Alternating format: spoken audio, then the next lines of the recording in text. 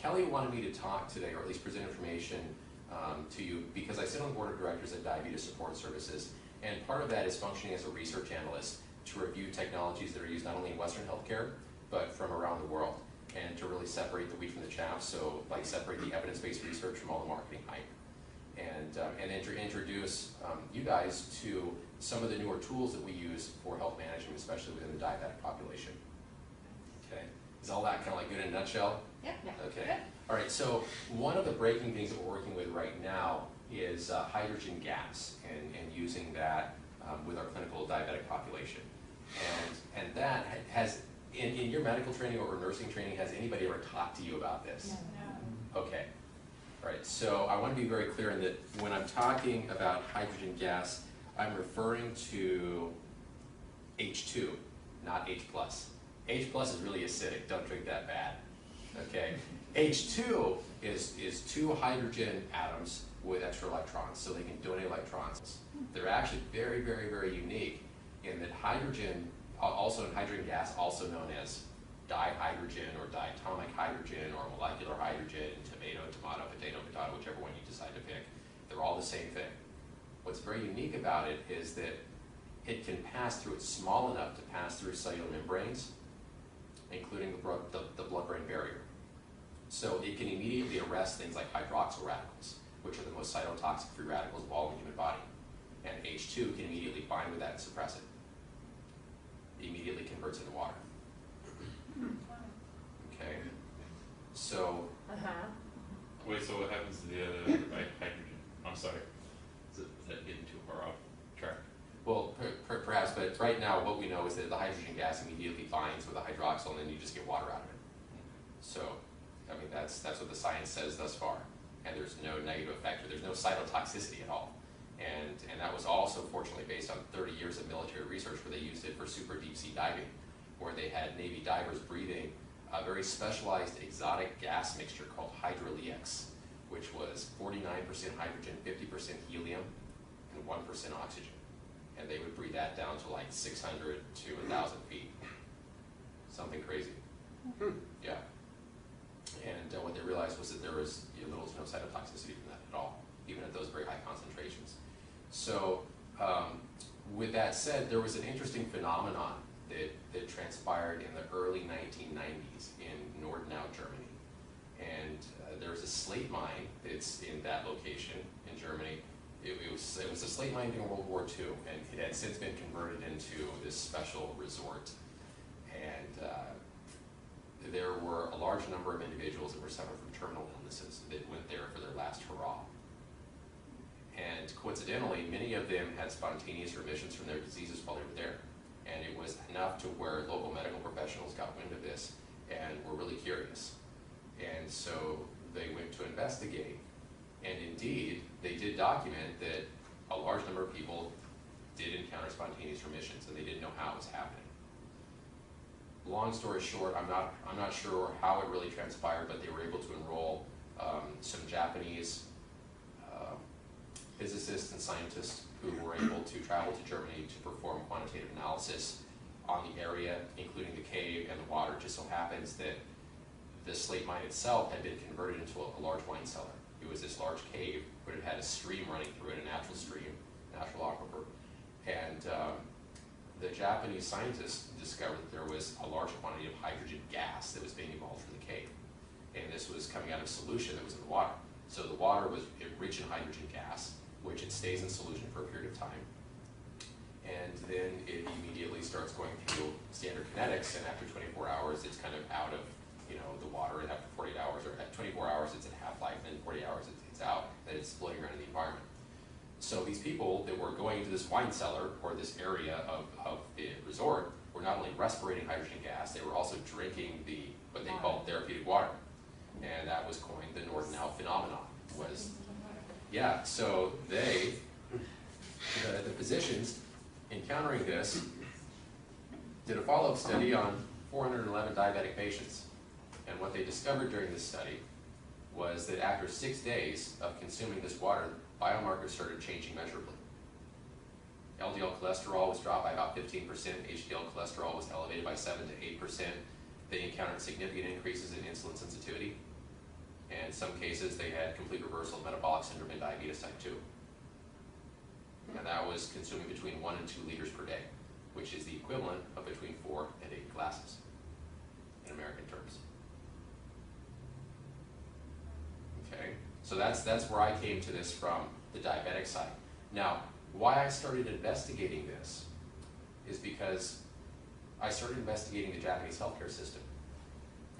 We started noticing with our diabetic population in the United States that quality of life wasn't what we thought it should be in their later years.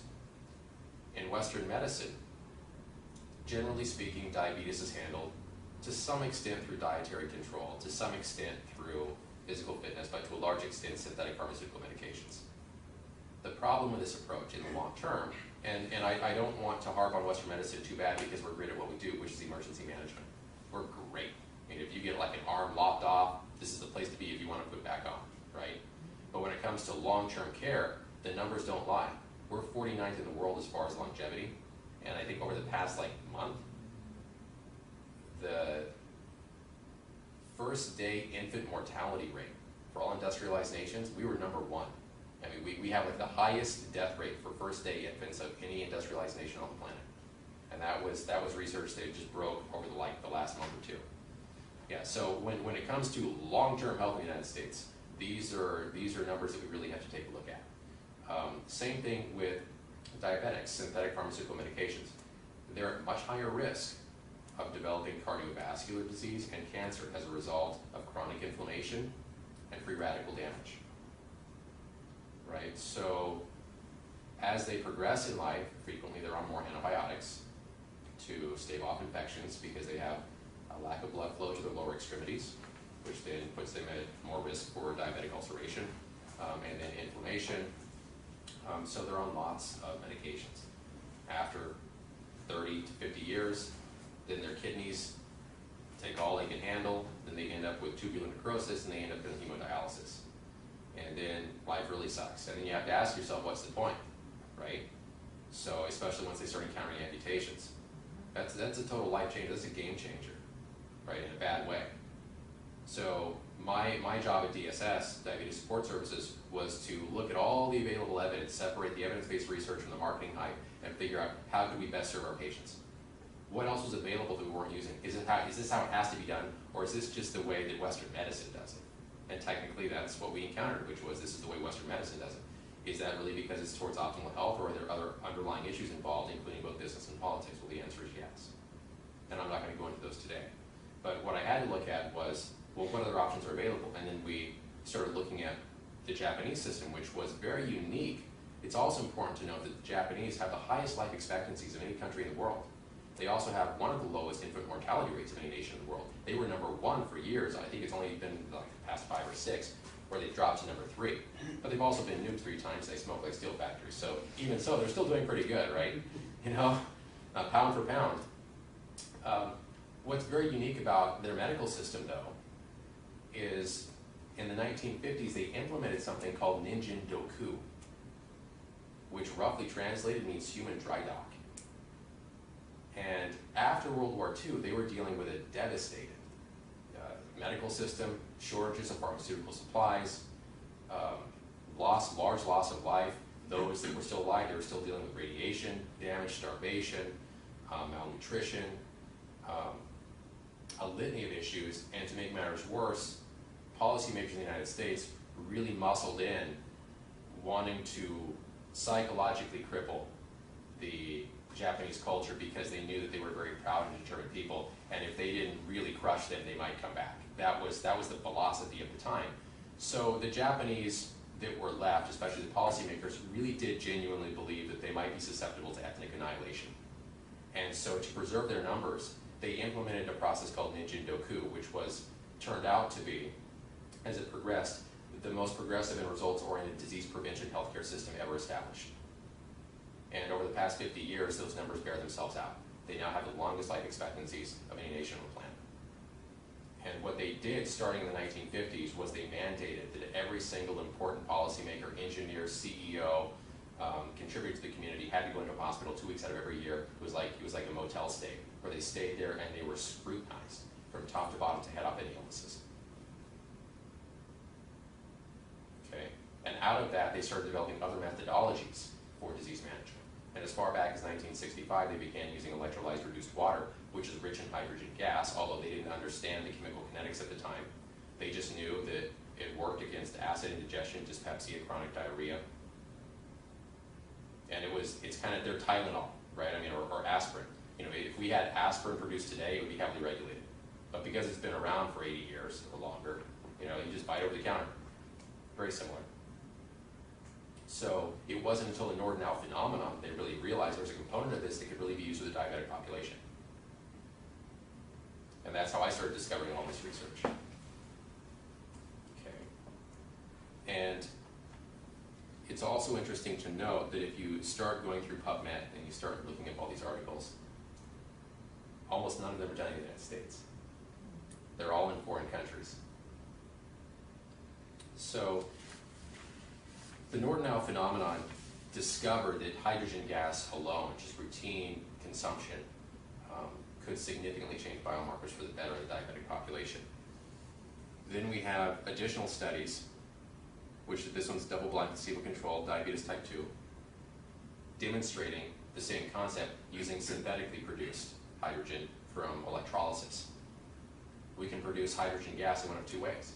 We can either do it through hydrolysis, so we could drop magnesium in water, and that can off-gas hydrogen, but that's really difficult to control, right? There's no way to really shut it off or modulate it except just removing the magnesium from water. But if we use basic electrolysis, electricity through water, what happens? What's water? H2O, right? So if you run electricity, it breaks it apart, right? And what do you get? Hydrogen and oxygen. Hydrogen and oxygen, okay. So if you do it really rigorously, then you completely gasify the water and you end up with, you know, two big balls of gas, which are really explosive and really dangerous. Yeah. Okay, if you do it, that's why they use it for fuel and rockets and stuff of that nature. It works great because the byproduct is water, right? It's like, if they could run that in cars, it'd be great too. So if you run weak electrolysis, you can actually stabilize for a period of time the gas in solution. So you can stabilize the hydrogen gas in solution for up to 24 hours. You'll still have a little bit of bleed off, so we know for the first 4 hours it stays at maximum concentration, and then over the next 48 hours then it begins to bleed off until after 48 hours it's pretty much back to equilibrium. Same thing with, we can embed oxygen gas in water to create a low-level antimicrobial. Okay, and we'll talk a little bit more about that shortly. But I think Kellyanne wanted me to share this information with you in large part because she wanted me to open your minds to alternative technologies that perhaps are not being shared in your training. And then there's another component. Not only do we have to worry about the long-term ramifications, the negative ramifications of the routine consumption of synthetic pharmaceutical medications on our physiology, but we have to think about the environmental impact as well, right? So when we start looking at what's happening 50 years after Western medicine went gung-ho on antibiotics and all kinds of pharmaceutical medications, and after we deregulated the marketing process, and now we have direct-to-consumer marketing for prescription medications, we're now detecting residues from all kinds of prescription medications in our watersheds and in our water supplies, including significant amounts of antibiotic resistance. Okay, now the problem with this is that the municipal water treatment plants that were designed 50 and 60 years ago were never designed to filter out these residues. So they're trickling through, and up to 93% of them still make it through the system, and they end up in our river streams and in our drinking water. And there's currently no scientific way to understand how all 2,000 plus of these chemicals, residues, are going to interact and cause an impact on our long-term health, the health of wildlife, our children, sometimes they're one and the same, and then the environment itself, right? So this is becoming a real problem. Same thing with antibiotic resistance. Right now, as of last month, at the same time we were getting our negative numbers for infant mortality rates in the United States, the chief medical officer in Great Britain indicated that antibiotic resistance in Great Britain has become such an issue, it's now an issue of national security. And they're not even dealing with MRSA anymore, now they're dealing with CRE. And CRE is the nasty redheaded stepchild to MRSA. MRSA is bad, CRE is horrific. And there's no way to really treat it. So these are things that we really have to start thinking about with regard to how do we, as we proceed with not only Western healthcare, but just healthcare around the world, how do we proceed in a way which really produces positive results in ways that cost very little and respect our communities and the environment. And that's not necessarily an easy challenge, especially when there are politics and business models in the way. You know, from a scientific standpoint, it's really not that difficult sometimes. It's all the middlemen that oftentimes add complexity to it. Pardon me while I've been jibber-jabbering. While I get a drink of water, I know I've been dominating the conversation. Do you have any questions? Is it only effective for type 2 diabetes? Not at all. It will not change the insulin production or lack of insulin production in type 1s. What type 1s wrestle with in their long-term, the progression of their disease, is collateral damage to all their other organ systems. They don't die from diabetes. They die from cardiovascular disease, cancer, and everything else that's caused by significant amounts of free radical damage, kidney failure, liver damage. So hydrogen gas significantly suppresses free radical damage and therefore preserves significant amounts of their tissue and retards the progression of their disease. So even in the case of someone who is renally compromised, instead of drinking maybe, you know, like a glass, you know, every 3 or 4 hours, you just give them a little whiskey shot every single hour. You know, so they're consuming between 1 and 2 liters per day, but they're doing it on a routine basis. So they're not having, their bodies and having to wrestle with a large influx of liquid. They can just get a little shot, you know, routinely, and it makes it easier to manage. On the other study, it said their average stay there was for 6 days. So were the results that they saw, did they last for a long time? On that study, I don't recall, but I know my recollection is that within 6 days, that's when they started seeing the biomarkers change. Between like 2 and 3 days, they didn't see that many changes. On the subsequent studies that were done in genuine clinical settings, because they couldn't do a double blind in the case, there were too many other factors involved. But in the double blind, such as this one, that was done over a period of 90 days. And the benefits were only had as long as the water was being consumed. So it's one of those things where you have to keep doing it. But the good thing is that it's not just for diabetics. I mean, this across the board, when you look at the epidemics that are occurring in the United States and around the world right now, almost all of them have the underlying condition of chronic inflammation and free radical damage. And if there's a way to arrest that cost effectively and non-toxically, we can significantly arrest the progression of numerous diseases throughout the world. Would you recommend it to a healthy person? So, yeah, sure. Well, with that, I mean, is there any risk of decreasing the inflammation process too much with this? You know, is there? Not based on current evidence. And that's in large part because hydrogen moves to the body very quickly within 15, after consuming water, within 15 to 30 minutes, it's already completely circulating throughout the body. And it's utilized within 3 to 4 hours completely.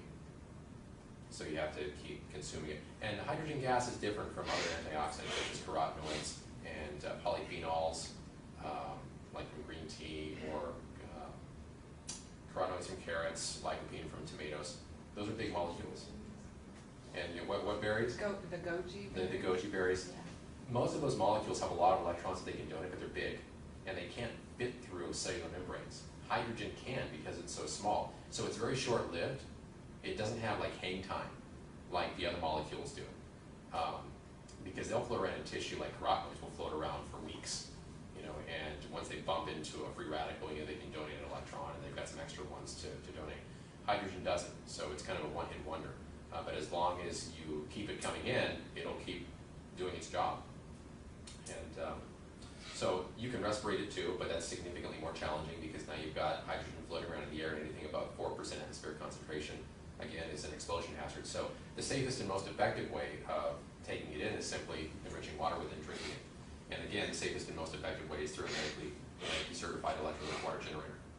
And again, the Japanese have a medical system that's geared towards genuine disease prevention, and they do that because they were genuinely concerned about ethnic preservation. That's different from the way the Western medical healthcare system works, which never had to undergo that process. Our medical system was never based on cultural or ethnic preservation. It was based on a business model that was developed in the early 1900s, and it's continued to this day. And Japanese researchers started figuring out some of the mechanisms of action with regard to hydrogen-rich water on tumor cells. And the hydrogen, which is contained in electrolyzed reduced water, that's why it's called reduced, has an effect on telomeres on tumor DNA. Telomeres are little end caps which allow DNA to replicate, and as long as the telomeres are long, they can continue replicating. They don't know exactly why it does this, but they know that electrolyzed reduced water, which is rich in hydrogen gas, suppresses telomeres on tumor cells, thereby retarding the development of the tumor. Only tumor cells, or? It appears to be selective. Okay. Not in healthy cells, only in tumor cells. They don't understand why. That's just it appears to be selective. Okay? Now also, it's important to recognize that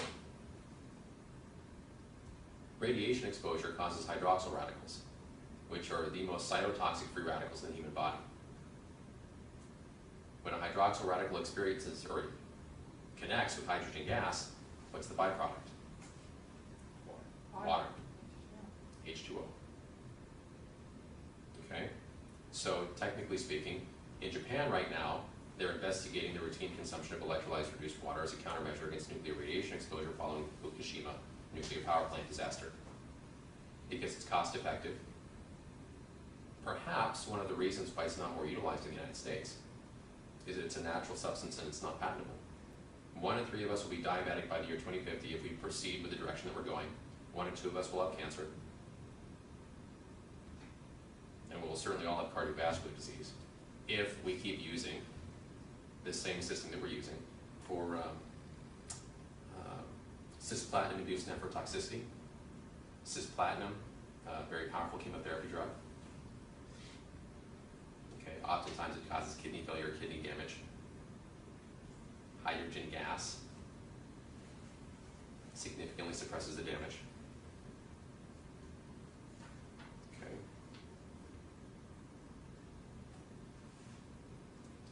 As you'll note, all this research, almost all of it is done in Japan. We can also use the same technology to produce water that's rich in oxygen gas, and if we use saline solution instead of water, then we can actually produce a very powerful disinfectant. We can actually produce water that is rich, here it is. We can produce an aqueous solution that's rich in about 17 ppm O2 and about 35 ppm free chlorine. That's technically called hypochlorous acid. And that is not to be confused with hydrochloric acid. Okay? Hydrochloric acid will burn your face off. Hypochlorous acid might dry your skin out. Okay? Hypochlorous acid is actually the same natural biocide that's in our white blood cells. Again, not patentable.